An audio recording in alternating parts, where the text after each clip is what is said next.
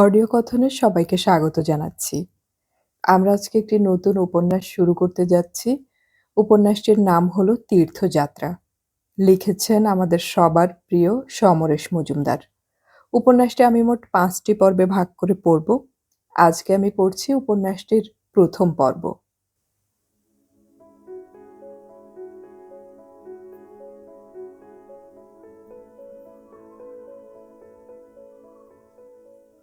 সূর্যোদয় দেখবে বলে পৃথিবীর বিভিন্ন প্রান্তের ৩ জন মানুষ একটি পর্বতচূড়ায় জড়ো হয়েছিল।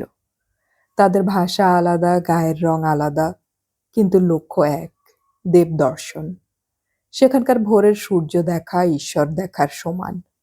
এই তীর্থযাত্রীদের সঙ্গে মিলিত হলো একটি মেয়ে, যে জীবনকে দেখেছে নিষ্ঠুর হতে, জীবনের কাঠিন্য যাকে করেছে নির্লিপ্ত।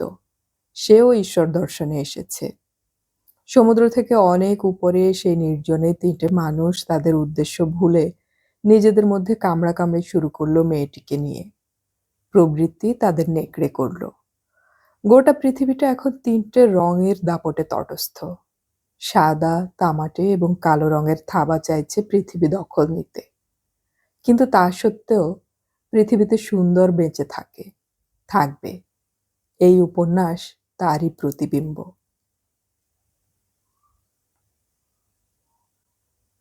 এতক্ষণ ঠান্ডা হাওয়ায় জিপটা চলছিল স্বচ্ছন্দে। লাট্টুর গায়ে পেঁচানো লেত্তির মতো রাস্তা ধরে ৩,০০০ থেকে ৭,০০০ ফুট উঠতে কোনো অসুবিধেই হয়নি। সুতরাং খুশমেজাজে একটু একটু করে আকাশের গায়ে উঠে আসছিল পার্থ। এই মুহূর্তে মিহির ওদের মশারির চারপাশে টানানো। নিচের পাহাড়গুলো পৃথুলা রমণীর মতো গায়ে গা এলিয়ে পড়ে আছে নীলচে ছায়া মেখে।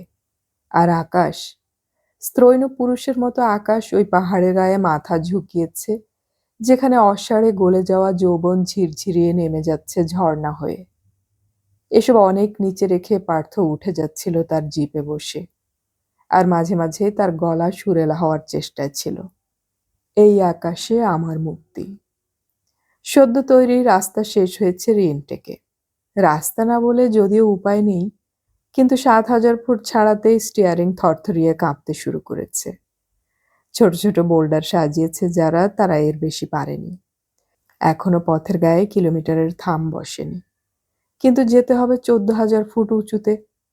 পৃথিবীর শ্রেষ্ঠ সানরাইজ স্পট হিসেবে রিনটেক ইতিমধ্যেই চিহ্নিত হয়ে গেছে বলা যায়। জিপের পথ তৈরি হলেও এখনো যাতায়াত শুরু হয়নি। পাথুয়া থেকে পায়ে হেঁটে ট্রেকাররা যায় ওখানে।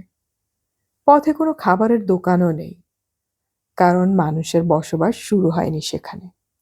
পিডব্লিউডি এর বাংলো এবং ইউথ হোস্টেল ছাড়া মাথা গোঁজার কোনো ব্যবস্থাও নেই। ব্রেকে চাপ দিতে গিয়ে কোঁকিয়ে থেমে গেল। ভগবান, এ কি দেখছে সে? ওর নাম রাস্তা? অসম্ভব। এতক্ষণ যদি ছিল লেত্তির মতো লাট্টুকে জড়ানো, এখন তুবড়ির মতো খাড়া উঠে যাওয়া। এই খাড়াই পথে গাড়ি উঠবে? পার্থ পেছনে ফিরে তাকালো। না, ফেরার কোনো প্রশ্নই নেই। তাছাড়া জিপের জন্য যখন পথটা তৈরি হয়েছে, তখন নিশ্চয়ই কোনো মতে রিনটেকে পৌঁছানো যাবে। আর তখন থেকেই গঙ্গানিটা শুরু হলো। নতুন ইঞ্জিন প্রবল প্রতিবাদ করতে করতে জিপটাকে টেনে তুলছে। এই বোল্ডারে সাজানো পথ জিপের চাকা ছাড়িয়ে বড়জোরে ১ হাত বাড়তি।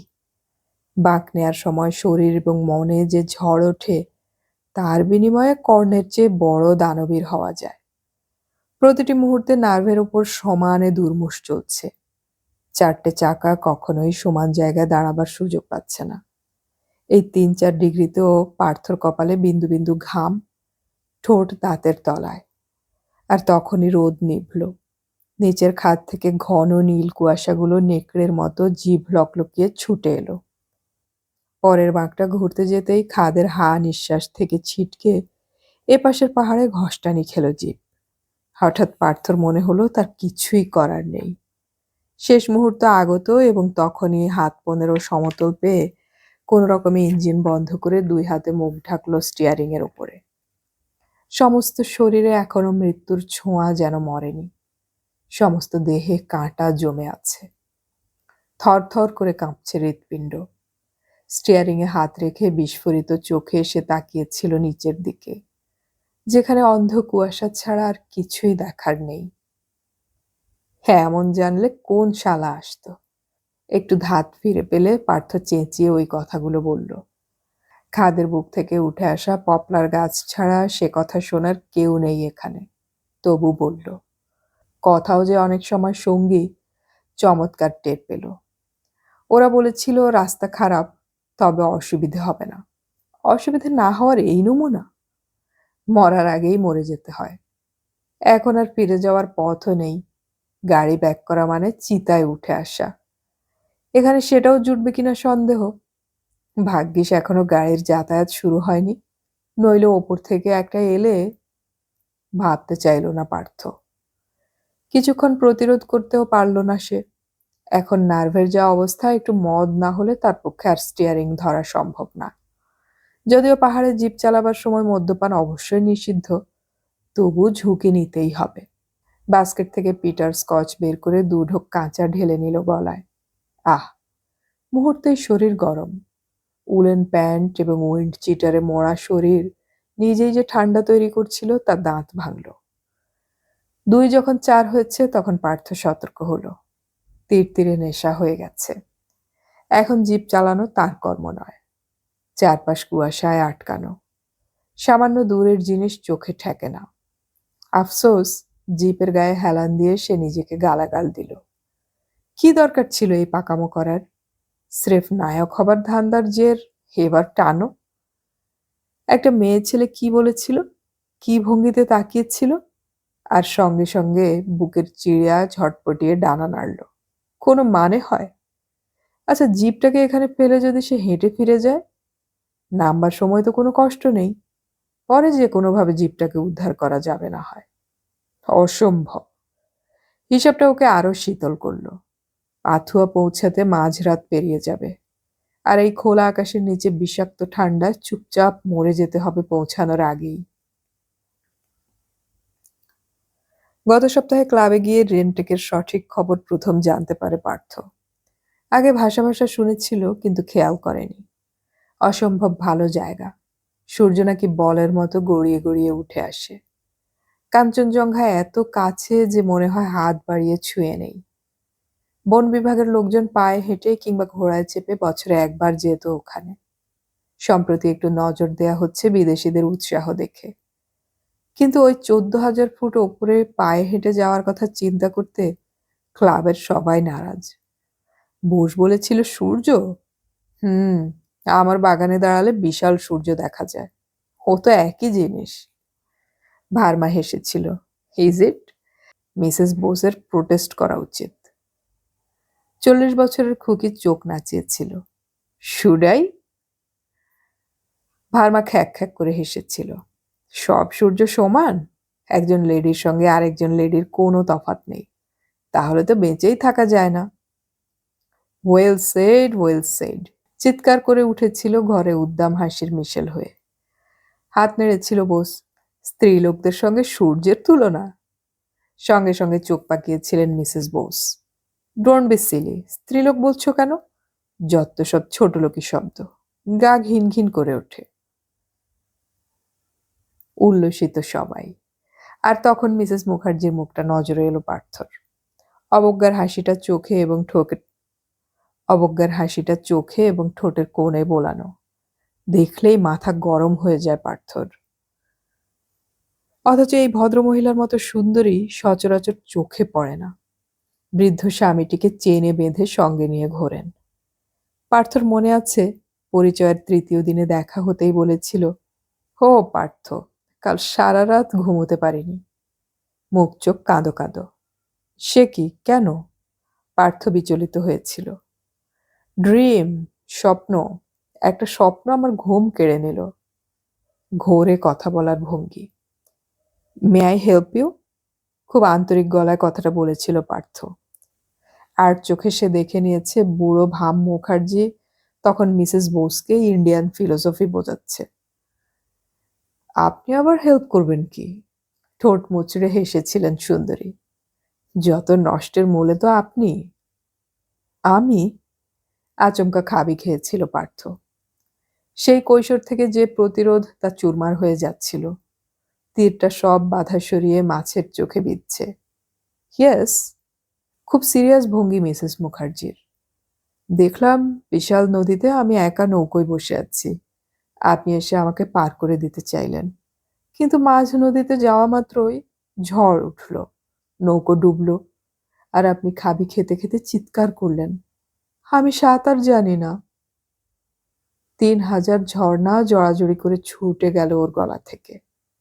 কোনো রকমে সামলে নিয়ে বললেন, উফ, হরিবল।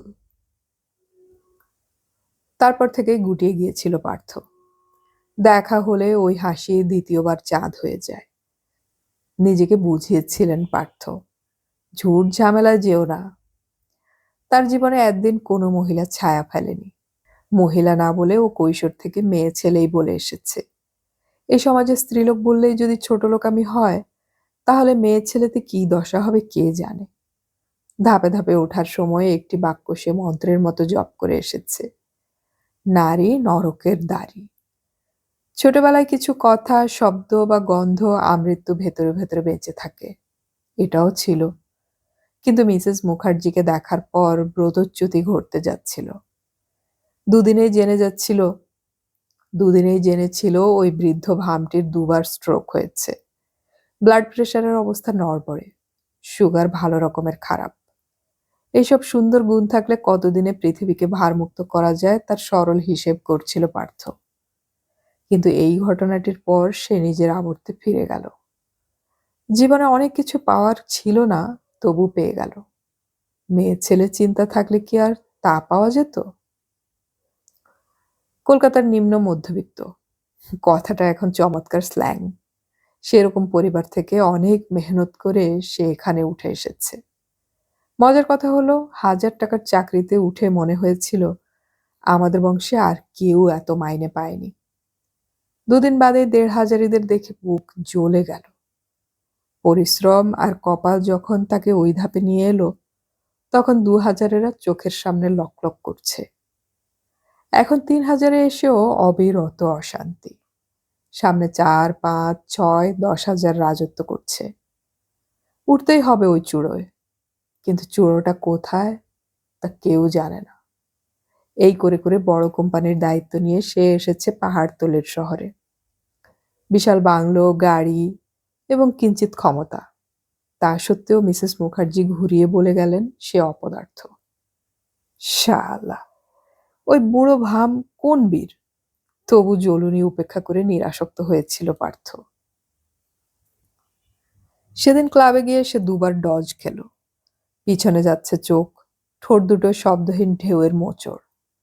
সেই মোচড়ের অনেকটাই অর্থ, তুমি একটি ইঁদুর। এসব দেখবে না ঠিক করেও বেঠিক হলো। রিনটেকের প্রসঙ্গ শেষ হওয়ার আগেই সে গম্ভীর গলায় ঘোষণা করল, ব্যাপারটা এমন কিছুই নয়, আমি তো যাচ্ছি। সঙ্গে সঙ্গে সবকটি চোখ সার্চ লাইট। বোস বলল, আপনি পাগল হয়েছেন? কি ডেঞ্জারাস রাস্তা, ট্রেকিং এর অভ্যাস না থাকলে। পার্থ সম্রাটের গলায় বলল, আমি জিপে যাব। তৎক্ষণাৎ চমকানির শব্দ ছড়ালো। ভার্মা উঠে এলো। Oh God, do you want to kill yourself? ও পথে এখনো জিপ ওঠেনি এবং খুব এক্সপার্ট ড্রাইভার ছাড়া ড্রাইভ করা অসম্ভব। রাস্তার কন্ডিশন জানা যাচ্ছে না জিপ না গেলে। একটা বোল্ডার লুজ থাকলে আর দেখতেই হবে না। মিসেস বোস চোখ ঘোরালো। না না, আমরা আপনাকে হারাতে চাই না। পার্থ হাসল। আমি তো একা, কিছু হলে কাঁদবারও লোক নেই। তাছাড়া ওখানকার ভার্জিন কাঞ্চনজঙ্ঘাকে আমি ছাড়া আর কে দেখবে? কথাটা শেষ করে যার দিকে তাকিয়েছিল তার মুখ ভাটার সমুদ্র, দুটো চোখ চড়ায় আটকে থাকা নৌকো। সমস্ত হৃদয় তৃপ্ত হয়েছিল তাই দেখে। কিন্তু এখন এই প্রায় বিকেলে নিজেকে কুরুক্ষেত্রের শেষ সন্ধেবেলায় একা দাঁড়ানো যুধিষ্ঠিরের মতো মনে হচ্ছিল। সেদিন ওরকম জেদ যদি মনে না আসতো, এখন কি দাম যে দিতে হবে ঈশ্বর জানেন। বেশ কিছুক্ষণ বাদে নেশাটা সামান্য জুড়ল। পার্থ স্টিয়ারিংয়ে বসে ঘড়ি দেখল। দিনের আলো থাকতে থাকতে যে করেই হোক পৌঁছতে হবে। অ্যালকোহলের প্রতিক্রিয়ায় মনে জোর এলো, হয়তো সে পারবে। ইঞ্জিন চালু করে জিপটাকে তুলে নিল ওপরে। গোঁ গোঁ শব্দ হচ্ছে। চাকাগুলো নেহাত নতুন, তাই পিছলে যাচ্ছে না। চারপাশে এখন জমাট ফগ, তবে একটাই সুবিধে, যত সে এগোয় তত ওরা সরে দাঁড়ায়। সবকটা আলো এই দুপুরে জ্বেলে নিয়েছে পার্থ। ক্রমশ একটা বেপরোয়া ভাব এলো মনে। দুর্ঘটনা হয় হোক, কিন্তু সে থামবে না। একটা খাড়ায় বাঁক নিতে গিয়ে চাকার তলা থেকে ছোট বোল্ডার ছিটকে চলে গেল খাদের বুকে। প্রচন্ড দুলুনি খেয়ে জিপের চাকা কামড়ে ধরল রাস্তা। একই জায়গায় পেছনের চাকা পাক খেয়ে উঠে এলো উপরে। পার্থ এখন এসব নিয়ে আর মাথা ঘামাচ্ছে না। হয় রিনটেকে পৌঁছাবো, নয় খাদে গড়াবো। এর মাঝামাঝি যখন কিছু নেই, তখন তা নিয়ে ভেবে কি লাভ। মোটামুটি এই মেজাজেই চলছিল সে। কত হাজার উঠেছে হিসেব নেই, কতটা পথ বাকি তাও জানে না। চলতে চলতে যে ক্লান্তি আসে, সেটাও যেন ভোঁতা এতক্ষণে। একটা বাঁক নিতে গিয়ে মনে হলো পাহাড়ের গায়ে সেঁটে দাঁড়িয়ে কেউ যেন হাত নেড়ে তাকে থামতে বলছে। সামনের পথ ছাড়া অন্য কোনো দিকে নজর দেবার সময় নেই। পার্থ তাকালো না। গাড়ি থামাবার কোনো প্রশ্নই ওঠে না। আমি এখানে দান ছত্র খুলতে আসিনি যে হাত দেখালেই থামতে হবে। হঠাৎ ওর মনে হলো নাক এবং হাতের আঙুলগুলো নিঃসাড় হয়ে যাচ্ছে। অথচ জিপের ইঞ্জিনের যে তাপ, সেটাও তো কিছু কম ছিল না এতক্ষণ। ব্যাগে মাংকি ক্যাপ এবং গ্লাভস রয়েছে। ও দুটো বের করতে গেলে গাড়ি থামাতে হবে, যেটা এই মুহূর্তে কিচ্ছুতেই সম্ভব নয়। ক্রমশ মনে হলো সে ঠান্ডায় জমে যাবে। জিপ দুর্ঘটনা নয়, এইভাবে চললে আপোষেই প্রাণ বেরিয়ে যাবে। এই বাঁকটা যে শেষ বাঁক তা কে জানতো। জিপ মুখ ঘোরাতেই পার্থর মনে হলো এ যাত্রায় সে বেঁচে গেছে। মাথার উপরে আর পাহাড় নেই। এতক্ষণ যাকে পাক খেয়ে উঠতে হয়েছিল, তার চূড়োয় জিপ গড়িয়ে চলছে। দুটো ফুটবল মাঠের চেয়ে বেশি নয় যে জায়গা, তার নাম রিনটেক। বেশ সমান রাস্তা, ঘোড়ার নালের মতো পাক খেয়ে একটু উপরে কাঠের বাংলোর গায়ে শেষ হয়েছে। জিপ থামিয়ে অপলক তাকিয়ে থাকলো পার্থ। সুন্দর ছোট্ট হলুদ রঙা বাংলোটার চারপাশে নীল ফগ। ডান দিকে আরেকটা ঘর, যার গায়ে লেখা ইউথ হোস্টেল। পার্থ দেখলো হোস্টেলের দরজা নেই, জানালা নেই, কেমন খাঁ খাঁ করছে। তারপরেই খেয়াল হলো, এই যদি রিনটেক হয় তাহলে এখানে কোনো মানুষ নেই। সামান্য প্রাণের অস্তিত্বও টের পাওয়া যাচ্ছে না। ব্যাগ খুলে মাংকি ক্যাপ আর গ্লাভস বের করে গলিয়ে নিতেই সামান্য আরাম লাগলো। হঠাৎ এক ধরনের বুক উপচানো আনন্দ এলো। অনেক উঁচুতে উঠে এসেছে, প্রচুর ধাপ ভেঙে, এবং আপাতত সামনে কোনো পাহাড়ের প্রতিবন্ধকতা নেই। আহ, কি আরাম! অথচ শেষ সিকি মাইল। পার্থ চোখ বন্ধ করলো। তারপর পিটার স্কচের বোতল থেকে খানিক গলায় ঢালল। শালারা রাস্তাই তৈরি করেনি। দুটো চাকার মাপে পরপর বোল্ডার সাজিয়ে রেখেছে শুধু। কিভাবে চালিয়ে এসেছে তা এখনো মাথায় ঢুকছে না। ওই সময় কোনো রকম বোধ শক্তি ছিল না তার। থাকলে আর উঠে আসতে হতো না। কোনো দিকে না তাকিয়ে এক রোখা চালিয়ে এসেছে সার্কাসের জিপওয়ালাদের মতো। ধীরে ধীরে বাংলোর নিচে জিপটাকে নিয়ে এলো পার্থ। দরজা খুলে বের হতেই মনে হলো সপাং করে কেউ যেন চাবুক মারল। আরে বাস! পার্থ নিজের দাঁতের বাজনা শুনল। এ কি ঠান্ডা! এক দৌড়ে বাংলোর দরজায় পৌঁছে চিৎকার করল সে, চৌকিদার! মুখ থেকে ধোঁয়ার মতো কিছু বের হলো। শব্দটাকে খুব ছেলে মানুষই শোনালো নিজের কানেই। এই খোলা আকাশের তলায় স্থির হয়ে দাঁড়ানো যাচ্ছে না। পা দুটো নাড়িয়ে শরীর সচল করার চেষ্টা করে আরেকবার চিৎকার করলো পার্থ, চৌকিদার! এবারও কোনো উত্তর নেই। প্রাণপণে দরজায় আঘাত করতে লাগলো সে, এবং তখনই খেয়াল হলো কড়ায় তালা ঝুলছে। হিম চোখে দৃশ্যটা দেখল সে। বাংলোটাকে বন্ধ করে চৌকিদার হাওয়া হয়ে গিয়েছে। অথচ ওরা বলেছিল এখানে লোকটা 28 দিন থাকে। মাইনে এবং খাবার নিতে 2 দিনের জন্য নাকি নিচে নামে। সেই 2 দিনের একদিন যদি আজ হয়, তাহলে ওরা বলতো। কেউ আসে না বলে কেটে পড়েছে লোকটা।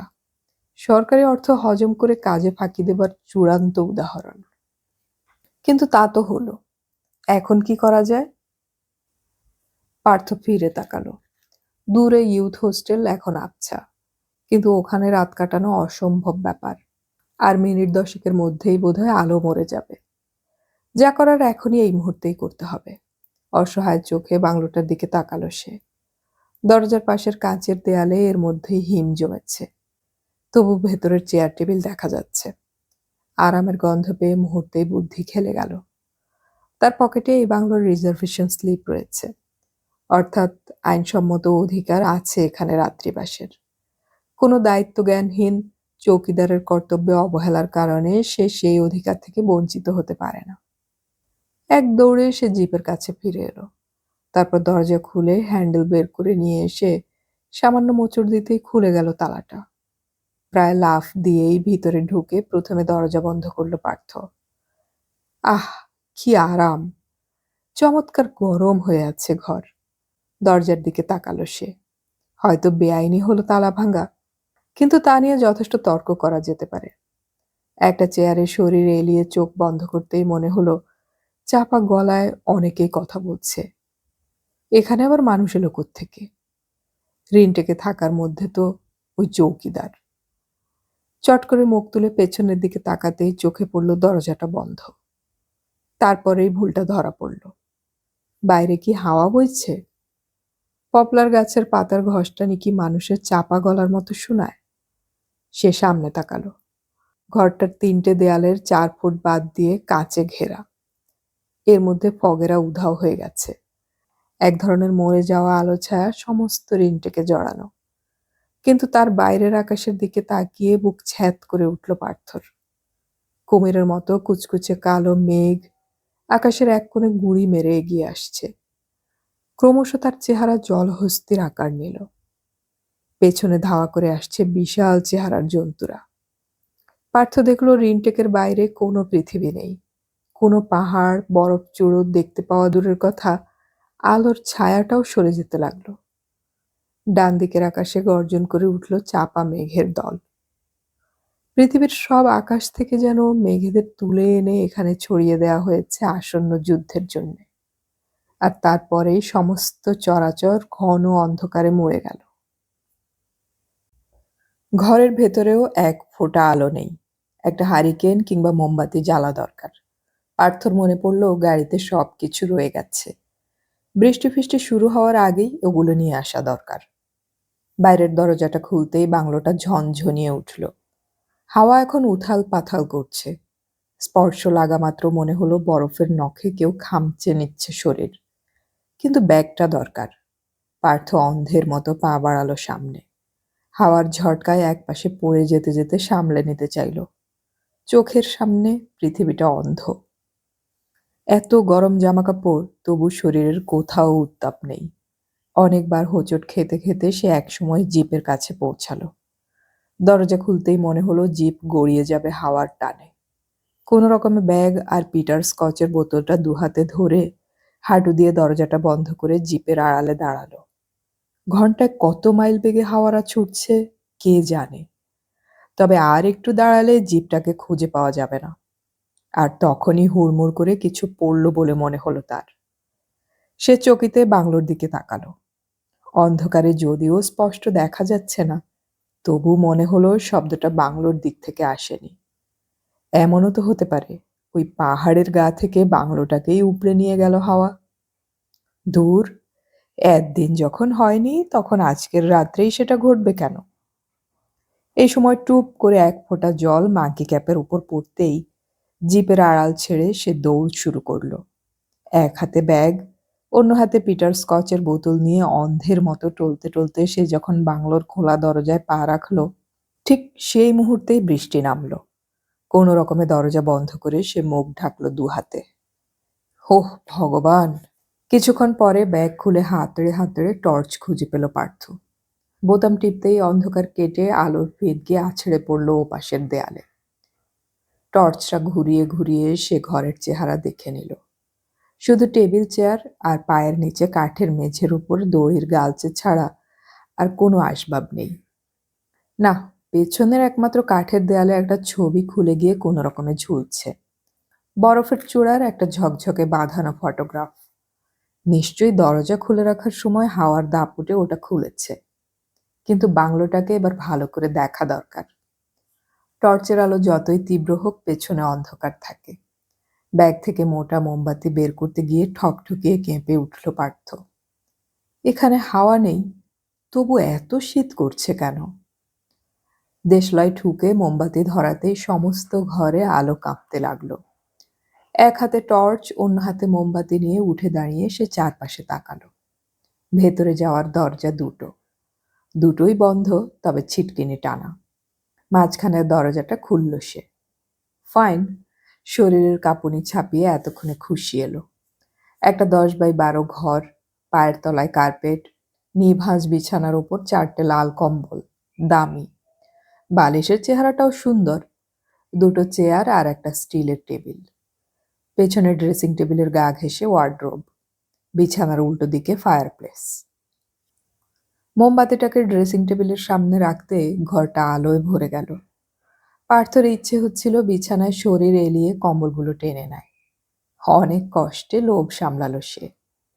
সারা রাত তো সামনে পড়েই আছে, এখনই ঠান্ডার কাছে আত্মসমর্পণ করাটা বুদ্ধিমানের কাজ হবে না।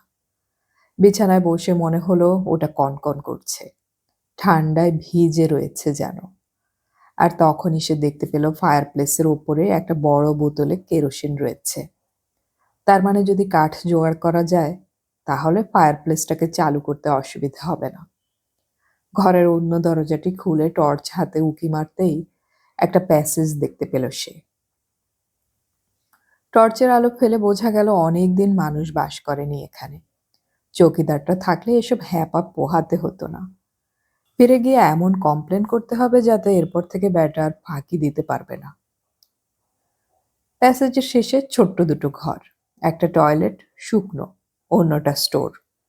উঁকি মারতেই খুশি হলো পার্থ। এক গাদা কাঠ সাজানো আছে, ওপরের তাকে সব রকমের ইউটেন্সিলস।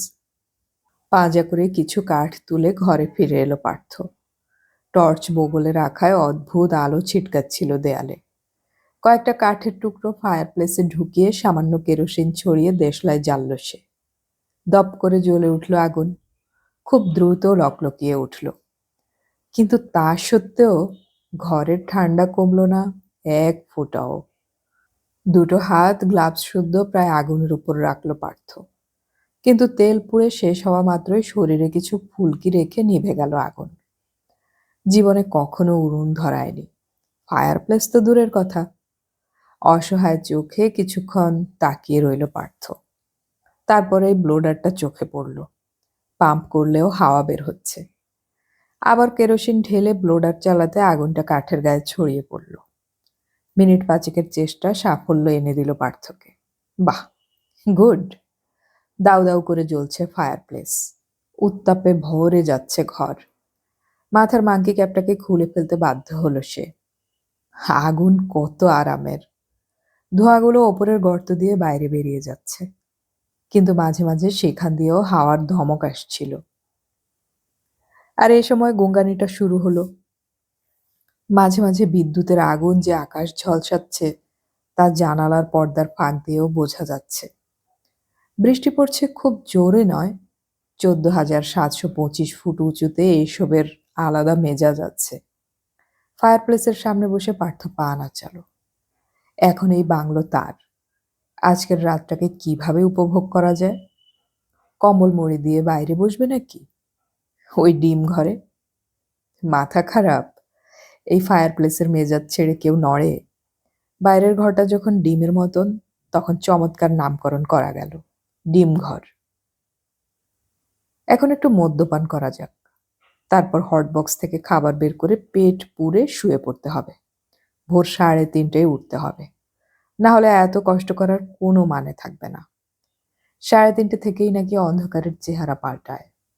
5টার একটু বাদেই সূর্য ওঠার সময়। তার 5 মিনিট আগে কাঞ্চনজঙ্ঘার চূড়োয় আলো পড়ে। পার্থ শুনেছে প্রচণ্ড বৃষ্টি যদি প্রথম রাতে হয়ে যায়, তাহলে ভোরের কাঞ্চনজঙ্ঘা হাতের তেলোর মতো পরিষ্কার।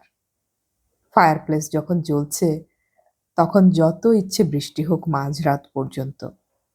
এসব ব্যবস্থা তার সূর্য দেখার লগ্নটিকে পাকা করার জন্যে, তাছাড়া আর কি। কিন্তু পিটার স্কচের বোতল আনতে ওই ডিম ঘরে যেতেই হবে। ব্যাগটাও পড়ে রয়েছে ওখানে। এ ঘরের উত্তাপ ছেড়ে উঠতে ইচ্ছে করছিল না, কিন্তু উপায় নেই। দরজা খুলতেই কাঁপুনিটা ফিরে এলো। ডিম ঘরের কাছে কালো রং যেন মোটা করে বোলানো। দৌড়ে ব্যাগ আর বোতল তুলে সে ভিতরে ফিরে ঘরে ঢুকে দরজা বন্ধ করে দিল। আর ওই ঘরে এ রাতের মতো ঢুকছে না সে। বোতলটা খুলতেই খেয়াল হলো জল নেই। গ্লাসে ঢেলে চুকচুক করে খাওয়ার সময় এখন। গ্লাস? মনে পড়ল স্টোর রুমে বাসনকোসনের মধ্যে কয়েকটা গ্লাস দেখেছিল যেন। কিন্তু জল পাবে কোথায়? চৌকিদারকে মনে মনে সাপ সাপান্ত করল পার্থ। শালার চাকরিটা খেতেই হবে। বিছানাটাকে ফায়ারপ্লেসের কাছে টেনে এনে সেখানে আরো কয়েকটা কাঠ ফেলে দিয়ে কম্বলের তলায় ঢুকলো পার্থ। তারপর বোতলের ছিপি খুলে এক ঢোক গলায় নিতেই সে সিটিয়ে গেল। সর্বনাশ! খাবারের হটবক্স জিপে পড়ে আছে। রোস্ট চিকেন আর পরোটা। খুব যত্ন করে বানিয়ে নিয়েছিল সে, কিন্তু এই ঠান্ডায় বৃষ্টিতে ভিজে কে ওই গাড়ির কাছে যাবে? অসম্ভব। নিজেকে চড় মারতে ইচ্ছে করছিল তার। সারাটা রাত না খেয়ে থাকতে হবে, অথচ খাবার আছে 3 মিনিটের দূরত্বে। সে জানালার পর্দার দিকে তাকালো। হাওয়া এবং বৃষ্টি যেন বেড়েই চলেছে। পার্থ তবু আরেকবার চিন্তা করল, জিপের কাছে ছুটে যাবে কিনা। হটবক্স পেছনের সিটেই আছে। কোনো রকমে দরজা খুলে নিয়ে আসা। গোটা চারেক কম্বল ছিল সঙ্গে। অবশ্য সেগুলোর এখন প্রয়োজন নেই। পার্থ উঠে দাঁড়ালো। ফায়ারপ্লেসের আগুনে ঘরটা যতই তেতে থাক, কম্বলের বাইরে আসা মাত্র শরীর শিরশিরিয়ে উঠল। একটা ওয়াটারপ্রুফ সঙ্গে আনা উচিত ছিল। এই সময় দরজার পাশে দেয়ালের গায়ে নিজের ছায়াকে কাঁপতে দেখল সে। দূর! দরজা খুলে খোলা আকাশের নিচে যাওয়া মানে যেচে হাড়ি কাঠে গলা বাড়ানো। একটা রাত না খেয়ে থাকলে কি হয়? পৃথিবীতে কত মানুষ তো দিনের পর দিন না খেয়ে কাটাচ্ছে। হত কথা কি, মা মাসিমারা তো মাঝে মাঝে নির্জলা উপোস করেন। এইসব ভাবনা চিন্তা তার খিদেটাকে একটু একটু করে ভোঁতা করছিল। বিছানায় ফিরে এলো সে।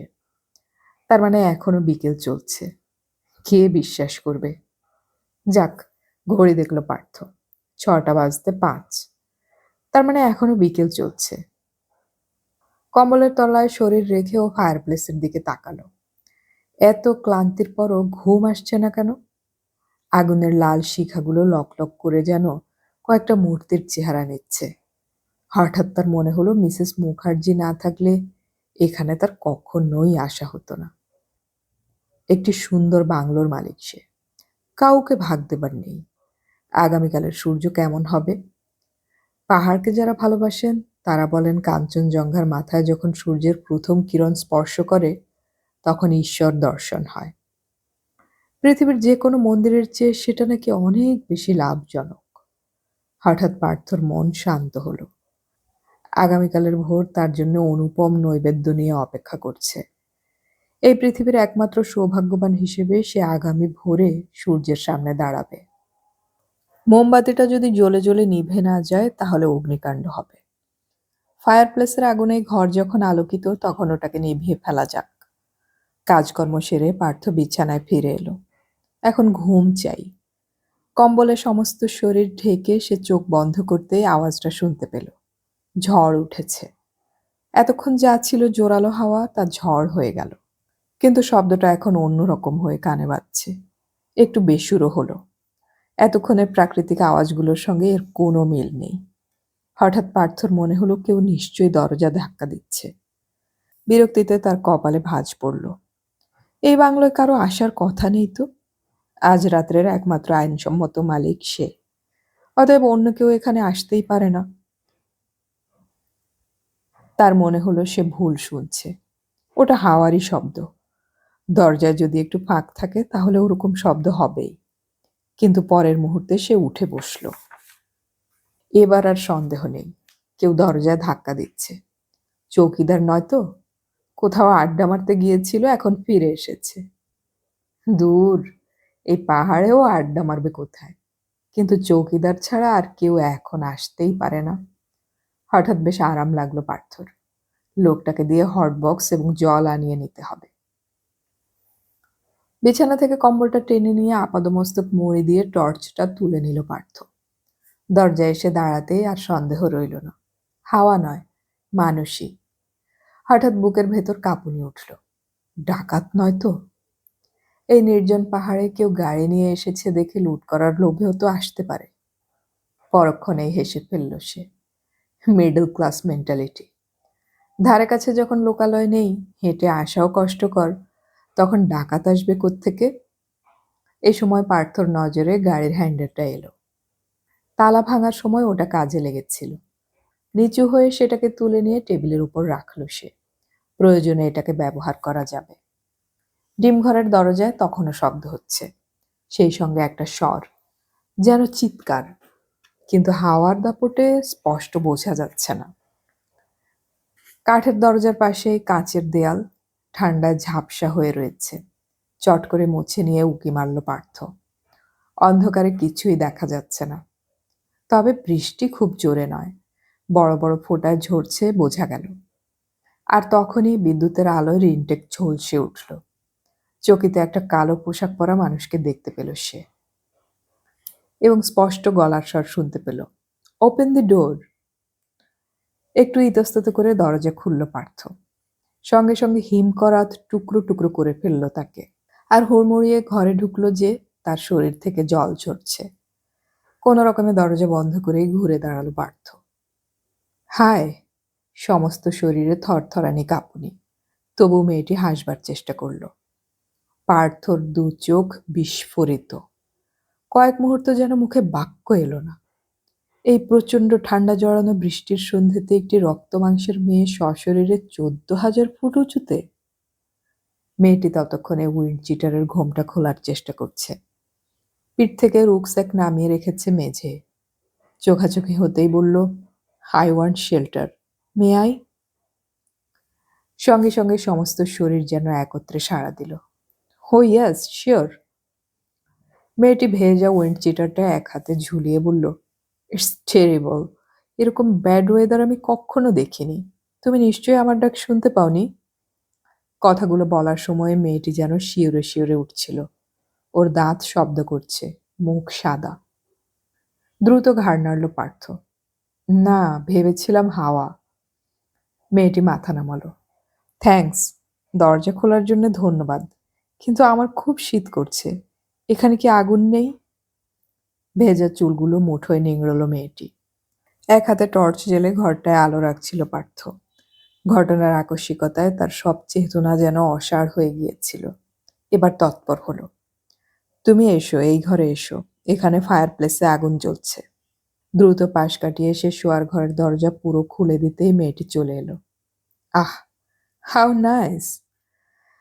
তারপর ছুটে ফায়ার প্লেসের গায়ে যেন হুমড়ি খেয়ে পড়ল। হাঁটু গেড়ে বসে দুহাত পারলে আগুনের গায়ে ঢুকিয়ে দেয়।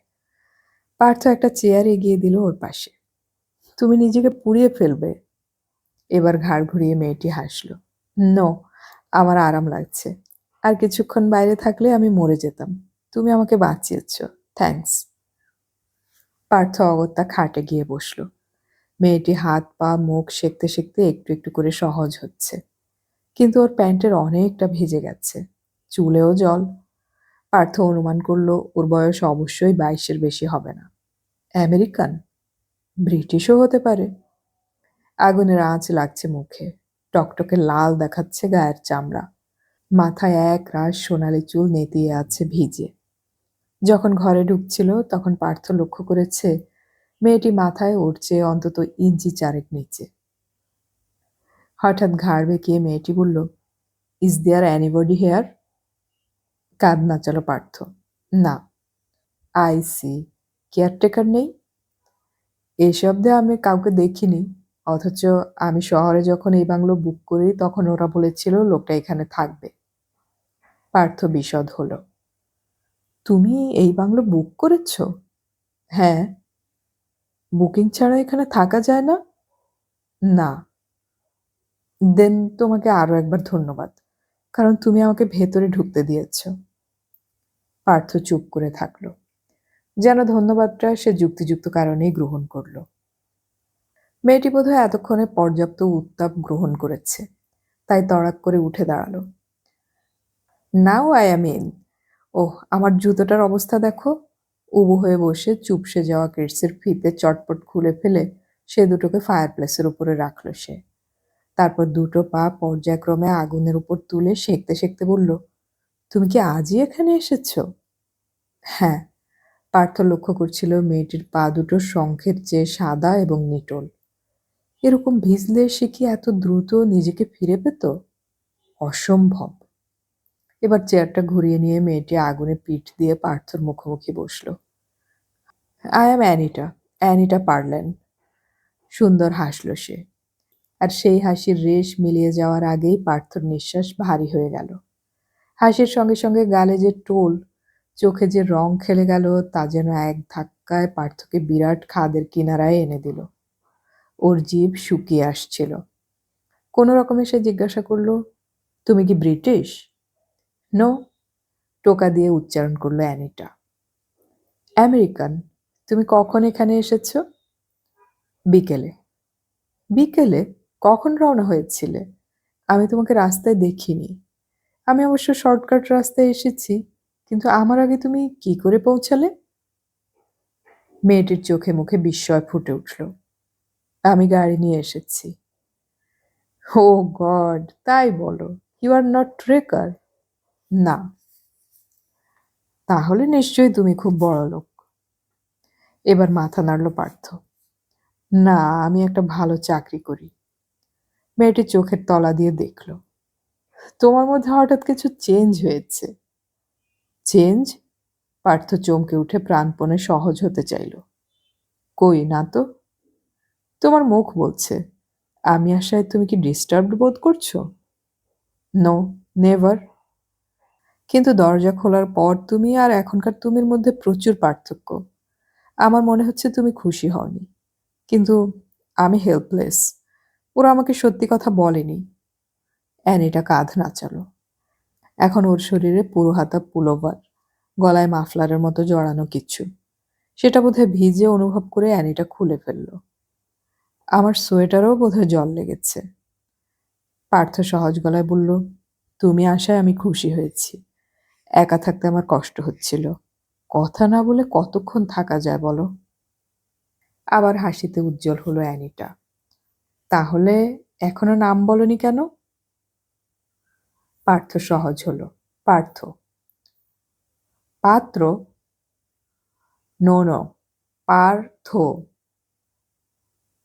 ও, পারত। ওয়েল, অনেকটা কাছাকাছি। আরেকবার উচ্চারণ করে খিলখিলিয়ে হেসে উঠে হাত বাড়ালো Anita. Glad to meet you. Call me Ann. করমর্দনের সময় পার্থর রক্ত চলাচলের গতি বেড়ে গেল। প্রাণপণ নিজেকে সংযত করতে চেষ্টা করছিল সে। কিছু একটা বোকার মতো করে ফেললে পরে আফসোস করতে হবে। এবার অ্যান অনেক সহজ হয়ে বলল, এগুলো চেঞ্জ করা দরকার। ভিজে প্যান্টে আর থাকা যাচ্ছে না। Where is my bag? হো, ওটা বাইরে আছে না? অ্যান তরতর পায়ে দরজার দিকে এগোচ্ছিল। কিন্তু পার্থ হাত বাড়িয়ে বাধা দিল। তুমি যেও না, আমি এনে দিচ্ছি। কপট অভিব্যক্তি অ্যানের মুখে। কেন? তোমার গায়ে গরম জামা কাপড় নেই। এখানে প্রচণ্ড ঠান্ডা। কম্বল শরীরে জড়িয়ে পার্থ ডিম ঘরে ঢুকল। জোর বৃষ্টি হচ্ছে। কাঁচের গায়ে সপাং সপাং শব্দ। দরজাটা হাওয়ার দাপটে কাঁপছে। মেঝে থেকে রুকস্যাক তুলে নিয়ে কাঁপতে কাঁপতে ফিরে এলো পার্থ। তারপর সেটাকে মাটিতে রেখে বলল, এত ওজন কাঁধে নিয়ে হাঁটলে কি করে? অ্যান হাসল। ঝুঁকে ব্যাগের চেন খুলে জিনিসপত্র বের করলো। মাই গড, এগুলো তো অলরেডি ভিজে গিয়েছে। ওরা বলেছিল ওয়াটারপ্রুফ। তার নমুনা দেখো। ওহ, আমি এখন কি করি? পাগলের মতো সবকটা জিনিস মেঝের উপর উপুড় করা হয়ে গেলে দেখা গেল নীল স্লিপিং গাউন ছাড়া কেউ জলের ছোঁয়া থেকে বাঁচেনি। পার্থ দেখলো জামা কাপড় বেশি নেই ওখানে, তবে আন্ডার গার্মেন্টসের সংখ্যাই বেশি। সেগুলোর দিকে তাকাতে সংকোচ হচ্ছিল ওর। পূর্ণ যুবতীর ব্রেসিয়ার ভাঁজ করা অবস্থাতেও বড় উদ্ধত। সে চোখ সরিয়ে ফায়ারপ্লেসের দিকে তাকালো। আগুনের শরীর ছোট হয়ে আসছে। উঠে দুটো কাঠ তুলে ভেতরে ঢুকিয়ে দিল পার্থ। এর মধ্যে বয়লারের মতো তেতে গেছে ফায়ারপ্লেসটা। অধিক উত্তাপ কখনো যে এত আরামদায়ক হয়, এর আগে জানা ছিল না। ভেজা জামাকাপড়গুলো ফায়ারপ্লেসের ওপর ছড়িয়ে দিয়ে অ্যান দুহাতে টেনে মাথার উপর দিয়ে পুলোভারটাকে খুলে নিল। চকিতে তাকালো পার্থ। জিন্সের শার্ট পুলোভারের নিচে। সে উঠে দাঁড়ালো। তুমি চেঞ্জ করে নাও, আমি বাইরে দাঁড়াচ্ছি। What for? সবিস্ময়ে তাকালো অ্যান। তুমি তো পোশাক পাল্টাবে। হ্যাঁ, কিন্তু তার জন্য তোমাকে ওই ঠান্ডায় গিয়ে কাঁপতে হবে কেন? পার্থ হাসল। আমাদের দেশের মেয়েরা পোশাক ছাড়ার সময় ছেলেরা ঘরে থাকে না। খুব ভালো প্রথা। অ্যান মাথার চুল থেকে ক্লিপগুলো খুলছিল। কিন্তু যে মেয়ে একা একা সারা পৃথিবীতে ঘুরে বেড়ায়, তাকে কতগুলো কায়দা কানুন জানতে হয়। সোনালি চুল ঝর্ণার মতো পিঠময় ছড়িয়ে গেল। ছোট্ট তোয়ালে তুলে সেগুলো থেকে জল শুষে নিচ্ছিল অ্যান। পার্থ আবার বিছানায় বসে পড়ল। অ্যানের যদি লজ্জা না আসে, তাহলে সে কেন সংকোচ করবে? চুল শুকিয়ে নিয়ে অ্যান বলল, এই কথা মানতেই হবে, ভারতবর্ষের মানুষ মেয়েদের সম্মান করতে জানে। আমি এদেশে ১ মাস এসেছি, কখনো কোনো বিপদে পড়িনি। এমনকি কেউ টিজ পর্যন্ত করেনি। কথা বলতে বলতে শার্টের বোতাম খুলে ফেলল সে। তারপর অবলীলায় একটা হাত তুলে নিয়ে পেছন ফিরে দাঁড়ালো। পার্থ চোখ সরাতে চেষ্টা করলেও শেষ পর্যন্ত হেরে গেল। ২-৩ সেকেন্ডের জন্য শঙ্খের চেয়েও সাদা পিঠে হালকা নীল স্ট্র্যাপ টলটল করে উঠতেই ওর নিঃশ্বাস যেন বন্ধ হয়ে এলো। সমস্ত ইন্দ্রিয় একত্রিত করে শরীরকে উত্তেজিত করছিল অ্যানের কাছে ছুটে যেতে। ততক্ষণে স্লিপিং গাউনের আড়াল নেমে এসেছে শরীরে। সেই আড়ালে অভ্যস্ত হাতে প্যান্ট খুলে ফেলল অ্যান। খুলে বলল, আহ, নাও আই অ্যাম হ্যাপি। তারপর পার্থর দিকে তাকিয়ে বলল, কত অল্পে আমরা সুখী হই না, কিংবা সুখী হবার ভান করি। তুমি অমন করে তাকিয়ে আছো কেন? কি করে? তোমার মুখে রক্ত জমেছে। পার্থ হাসবার চেষ্টা করল, এবং এই হাসির কি অর্থ তা সে নিজেই জানে না।